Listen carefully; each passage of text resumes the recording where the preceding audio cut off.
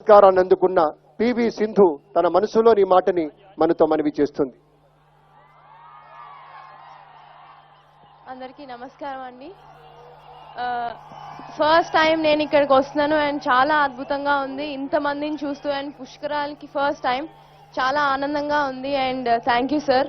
ఈ opportunity I think ఇందాక ఆయన చెప్పినట్టుగా ఇదొక లైక్ అదృష్టం ఉండాలి అండ్ ఐ ఫీల్ నేను అదృష్టవంతురాలిని అని అనుకుంటాను and I'm very lucky to be here and I'm very thankful to Chandrababu Naidu garu ఎందుకంటే ఆయన సపోర్ట్ వల్ల అండ్ ఆయన పొద్దున కూడా చెప్పినట్టుగా ఆయన చాలా సపోర్ట్ అండ్ మోటివేట్ కూడా చేశారు. డెఫినెట్ గా సార్ ఇంకా ఎంతో బాగా ఆడి పైకి వస్తానని కోరుకుంటున్నాను. Thank you.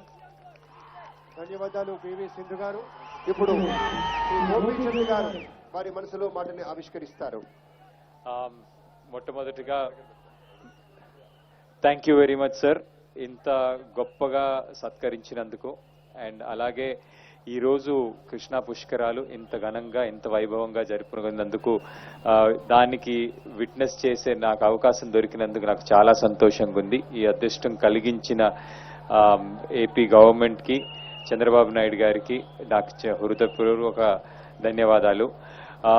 ఇలాంటి సందర్భాలు ఇలాంటివి నాకు తెలిసి నేను 2000 సంవత్సరంలో కర్ణం మల్లేశ్వరి బ్రాంజ్ మెడల్ గెలిచినప్పుడు నేను కూడా ఇలా క్రౌడ్లో నుంచొని నాకు కూడా అలా అవ్వాలి, నాకు కూడా అలా సత్కారం చేసుకోవాలి అని చెప్పి ఒక స్ఫూర్తినిచ్చింది నాకు. అదే మన దగ్గర ఉన్న చిన్నపిల్లలు ఎవరైనా కానీ లేకపోతే పేరెంట్స్ ఎవరైనా కానీ మా పిల్లల్ని నేను ఆటలు ఆడిపిస్తాను, నేను సింధులాగా చేస్తాను, లేకపోతే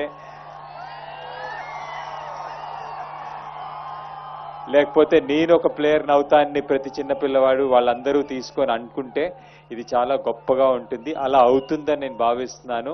I wish you all the best and thank you very much sir for the big honour you have given me. Thank you very much. Gopichand గారికి ధన్యవాదాలు. ఇప్పుడు